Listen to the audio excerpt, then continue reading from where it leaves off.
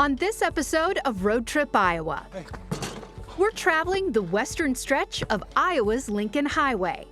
From Boone County to Council Bluffs, we discover the cultural and historical landmarks, tranquil landscapes, and proud heritage. Well, cheers to Templeton, right? Yes, cheers.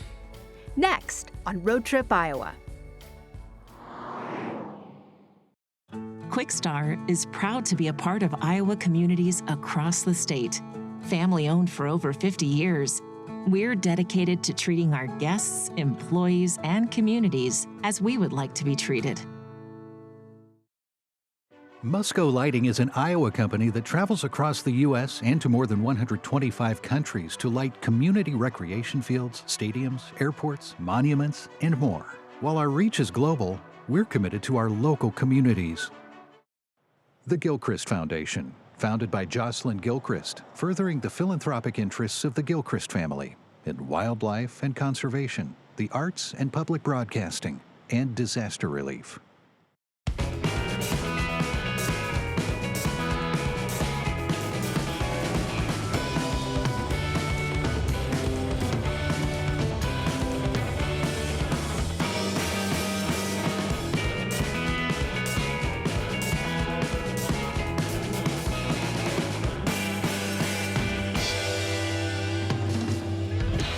From Times Square to the San Francisco Bay, the Lincoln Highway has carried motorists across this great land for more than a century. This road passes through 13 Iowa counties, connecting 43 communities over 460 miles. Today, we're traveling from Madrid to Council Bluffs. Let's review our itinerary. We'll immerse ourselves in a world full of botanical tranquility. Tour an orchard that is fun to the core. Learn how one Iowa town became forever bonded to a legendary basketball franchise. And we'll tap into the bold and spicy history of a century-old whiskey. We begin south of the Lincoln Highway near Madrid, where a public garden offers visitors a sweeping display of Iowa's natural beauty.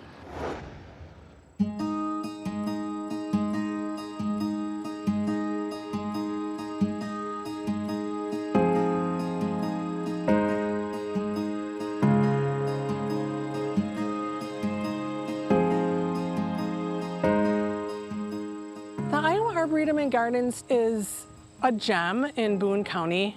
It feels like it's in the middle of nowhere, and it kind of is, but that's part of its charm.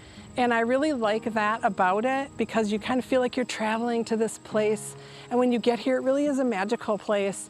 And to see the smiles and the aha moments on people's faces, especially children, is really satisfying to me.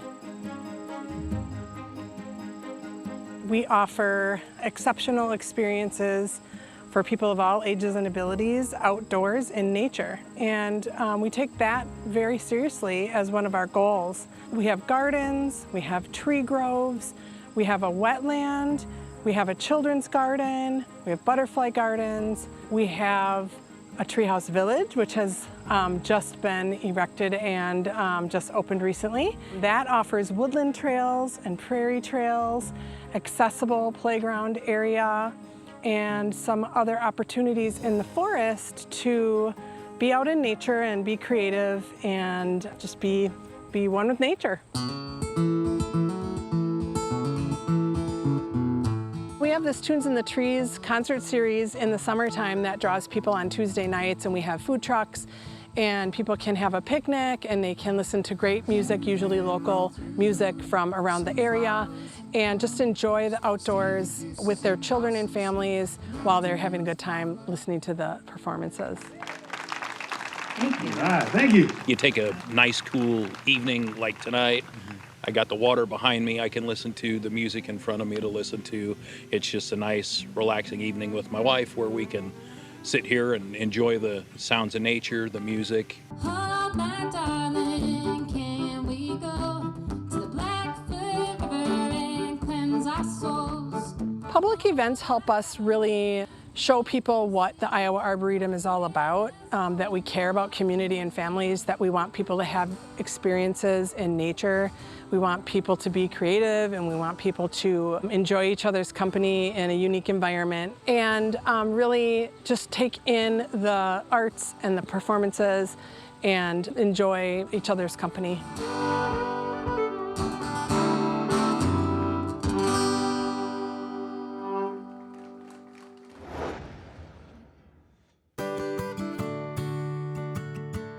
Located just south of Boone, Ledges State Park is one of the most popular and scenic state parks along this stretch of the Lincoln Highway.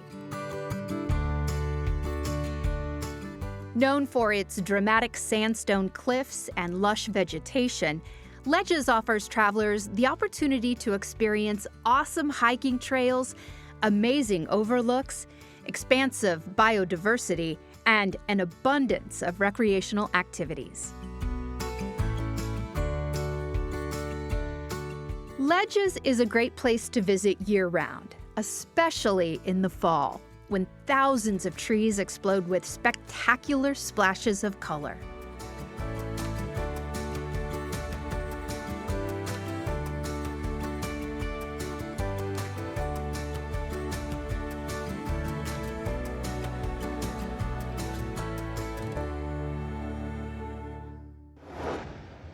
Next up, we're headed to Jefferson, where for more than 100 years, history and culture have come together along the Lincoln Highway.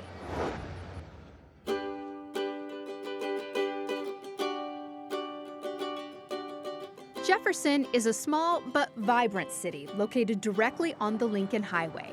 This progressive community offers a variety of opportunities for art enthusiasts and history buffs alike.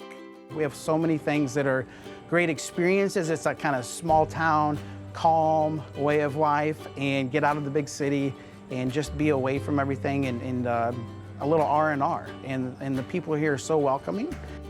One of the city's most notable landmarks is the Mahaney Memorial Bell Tower. Erected in 1966, this 12-story structure overlooks the city with panoramic views of the surrounding countryside. The bell tower was given to the people of Jefferson by Floyd and Dora Mahaney as a way to honor the family, but also bring something to Jefferson that will honor the Lincoln Highway, but also their enjoyment of music and education and community involvement. We have a lot of people that just love the tower. I love music. This is a perfect way for our community to share the arts. The bells ring every 15 minutes and play Westminster chimes. Then 5 minutes after the hour, 2 songs will play.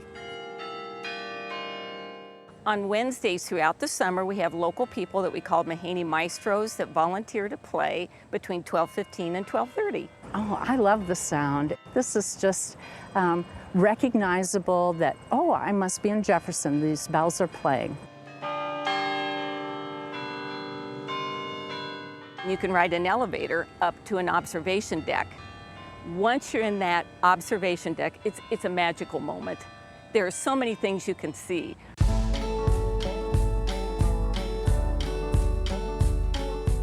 The beauty of a small town like this and being the Lincoln Highway going right through the heart of our downtown is that you can park in one spot and you can see everything on foot. Everything is walkable, and we encourage that a lot, and we've done some things around the community to really make it walkable, bikeable. Jefferson is quickly becoming known for its robust art scene, which creates a unique backdrop for local businesses inspired by historic preservation and agriculture, including the Centennial Restaurant, Woodworking Shop, RVP 1875, and Green Goods Market and Greenhouse just outside of town, plus much, much more. You have to stop in Jefferson, Iowa. This is a town that is full of vitality and volunteerism and a lot of attractions and stores and places to visit. I think that we are kind of leading the way for how a small town in rural America can survive and grow. So really proud of all the cool things that we have going on.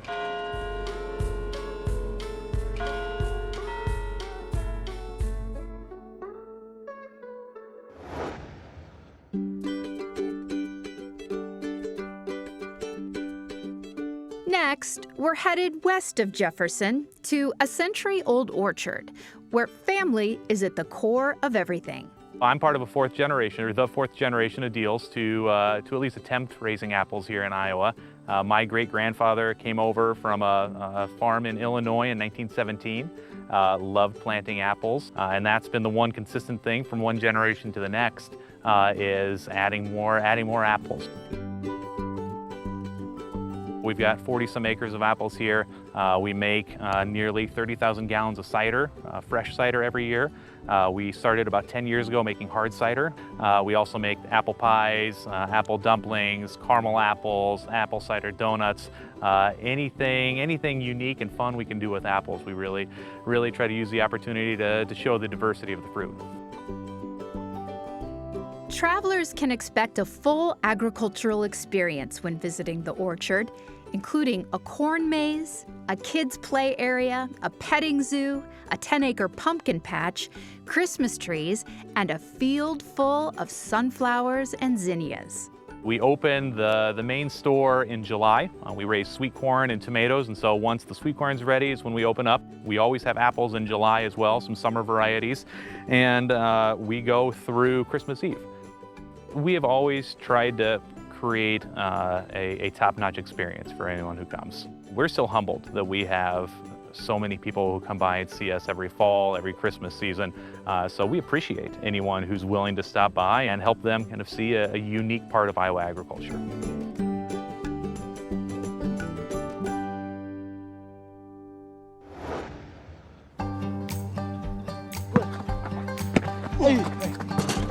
Stretch your legs in the heart of Carroll, where a full-size basketball court, decked out in purple and gold, commemorates the day an airplane fell from the sky and forever bonded this western Iowa town with one of the most legendary franchises in professional sports. I just remember being awakened with the sound of this horrible, not horrible, but a noise that I wasn't familiar with. There was some noise going around, but we really didn't know what it was. And I got out of bed and I walked out on my patio, and my next door neighbor across the street was screaming at me, "Look out, look out." Circled the water tower about 200 feet. All they could read was LL on Carroll because of the fog and the snow. You could see everything about that airplane. You could count the rivets on the bottom of that plane. On the evening of January 17th, 1960, the then Minneapolis Lakers were flying home in a blizzard following a basketball game in St. Louis. Experiencing an electrical failure and low fuel, the team's plane was forced to pull off a miracle landing in the middle of a cornfield. This is almost the precise site.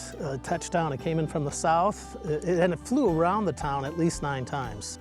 All 23 players, pilots, and passengers survived the landing. Well, it looked like a miracle. It looked like this airplane sitting there in the middle of this cornfield, snowfield.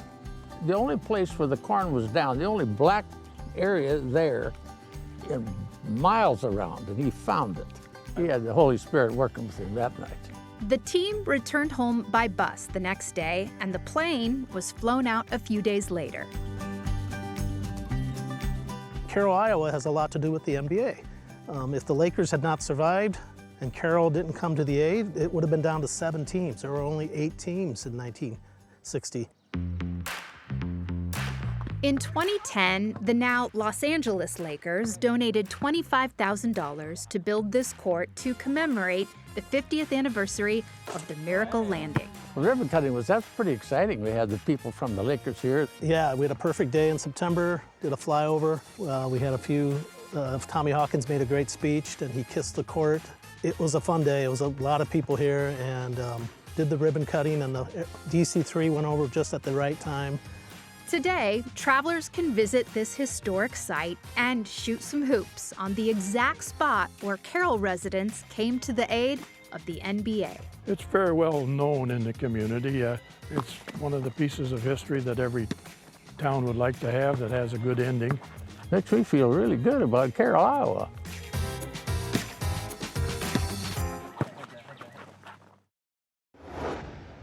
We've taken taken a short detour south of the Lincoln Highway to Templeton, a small town with a big spirit that's become nationally known for its age-old rye whiskey. Let's take a look around.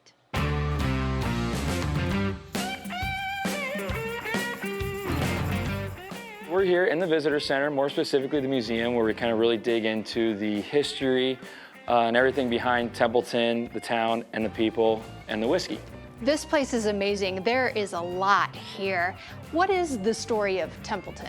1882 is when town started. So we start in the museum here talking about some of that early history, how people came to town, and then we start moving along throughout the 1920s, Prohibition. Times got tough, the Great Depression hits, so that kind of comes into why did we start making this whiskey? Had to make some money, had to feed our families, so people thought, well, let's make some whiskey, let's start selling it. People made it for years and years after Prohibition ended, and then in 2006, made it legally, we'll call it, when Templeton really started here at the distillery when we started making our whiskey. So we got a lot more going on in the other buildings behind us. Do you want to go over there and see how it's all made? Yes, let's go. Perfect, let's go. Well, Brooke, welcome to the Templeton Distillery. Thank you for having me. Tell me about this place. So this place was built in 2018. We could do essentially 8,500 barrels a year. That equates to about 400,000 cases of whiskey. Right now we're doing a low rye bourbon. So the mash bill 75% corn, 17% rye, and 8% malted barley. So the corn comes in, we put it in the silo. We'll go ahead, we'll grind it, and we'll add our rye, we'll cook it, we'll cool it, and then we ferment it for 4.5 to 5.5 days. And then it goes into the barrels. Where does that happen? Where do the barrels go? So we have two warehouses. We actually filled one up and we had to build another warehouse. So the barrels will sit in a row for 4, 6, 10 years. So after the whiskey or the rye sits, then it's bottled right away here? Yep. We'll dump it, we'll go ahead, I'll process it, and then we put it in bottling tanks and then it's bottled right here on site. So this is the bottling phase. Tell me what's going on here. Right now I'm putting 8 bottles on a piece on a turntable. They go down to the rinsing station right behind me. Okay. So it just rinses everything out. And from there, it goes on to fill the bottles with the whiskey. And then moves on to our corker, which automatically corks it on by itself. And then it goes down to our labeler. And then it goes down to our sleever that sleeves it on. And then it goes down to where our boxes are at down there that put them in the box. Every once in a while you might get one with a wrinkle, but not very often, but we want to make sure they're perfect before we put them in the box. So your quality control down here. If you want to say that, okay.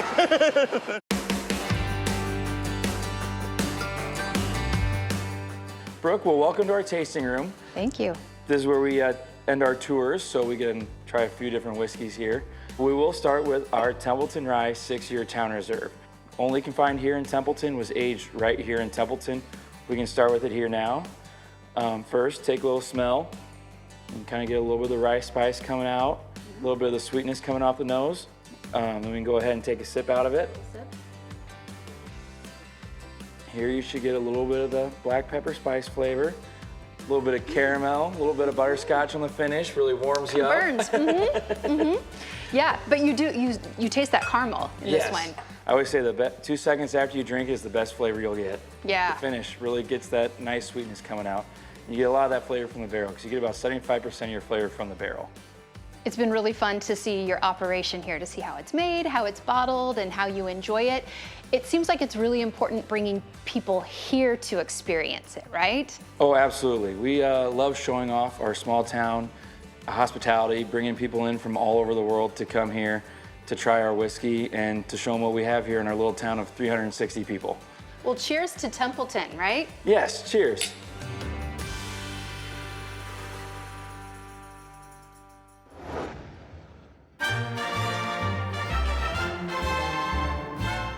Next, we're headed to Denison, where the life of a hometown legend is celebrated.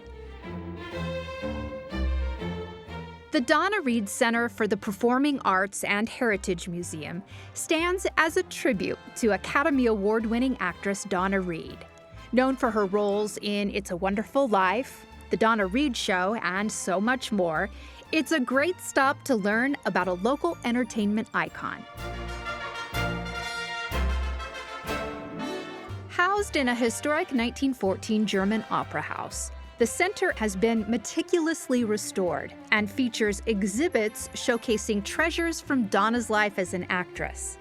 The exhibits not only celebrate her achievements in Hollywood, but emphasize her Midwestern roots and the values that helped shape her career.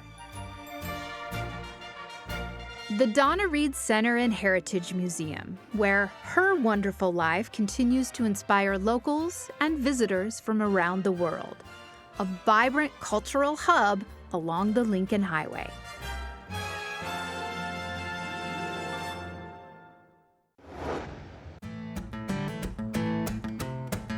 A unique and original stretch of the Lincoln Highway is at the center of our next stop, a stop filled with history.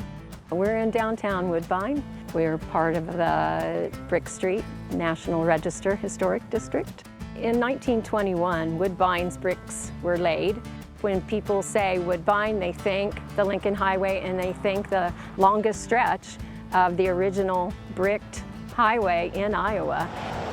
I do think that being on the Lincoln Highway all those years ago has really sustained our community.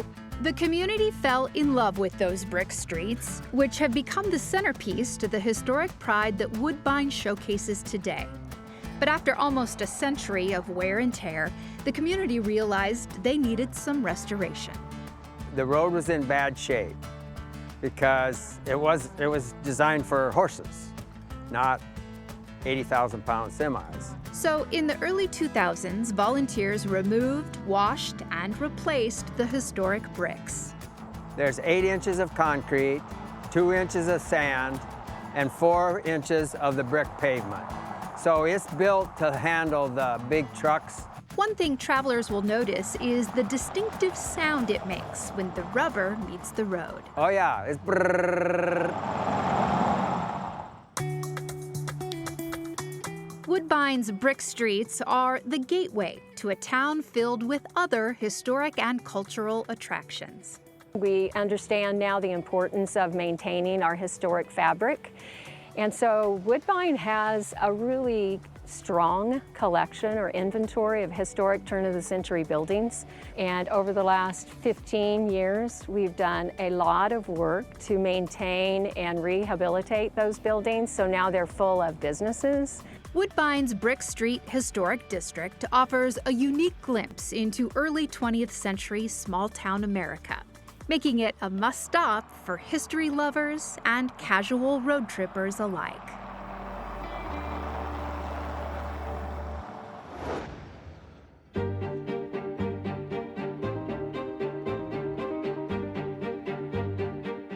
If you're a history buff and a railway enthusiast, the Rails West Railroad Museum in Council Bluffs is the perfect stop for you. Housed in the historic 1899 Rock Island Depot, the museum provides a glimpse into the region's rich railroad heritage, offering visitors a charming destination to explore. It operated passengers until 1970 and then was freight until 1980. Then the Historical Society of Potawatomi County took over and worked together as a community to build it into the museum that it is now. Inside the original walls of this old depot, visitors can get a glimpse of the historic railway artifacts. Just outside, you'll find an interactive train yard filled with restored locomotives and railway cars. Out there in the train yard, we have a steam engine locomotive. Our steam locomotive is the oldest train car we have out there. We also have a Omaha dining car that has been remodeled. We also have a mail car.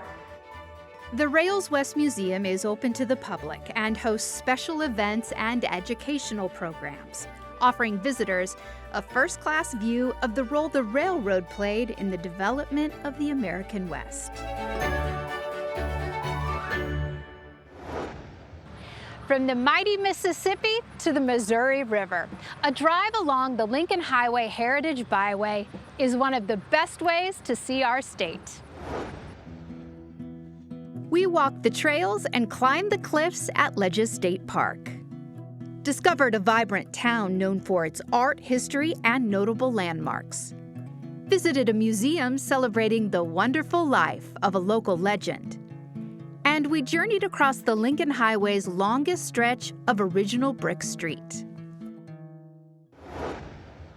There's so much to see and do along this western stretch of the Lincoln Highway Heritage Byway. So pull up a map and hop in the car today. For more on the history, culture, and landscapes along Iowa's scenic byways, join us next time on Road Trip Iowa.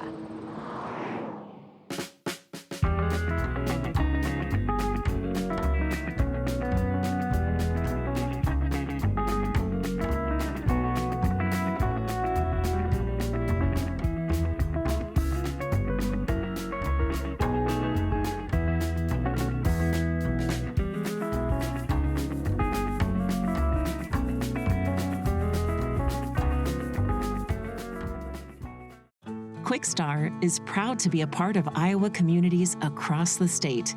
Family-owned for over 50 years, we're dedicated to treating our guests, employees, and communities as we would like to be treated. Musco Lighting is an Iowa company that travels across the U.S. and to more than 125 countries to light community recreation fields, stadiums, airports, monuments, and more. While our reach is global, we're committed to our local communities. The Gilchrist Foundation, founded by Jocelyn Gilchrist, furthering the philanthropic interests of the Gilchrist family in wildlife and conservation, the arts and public broadcasting, and disaster relief.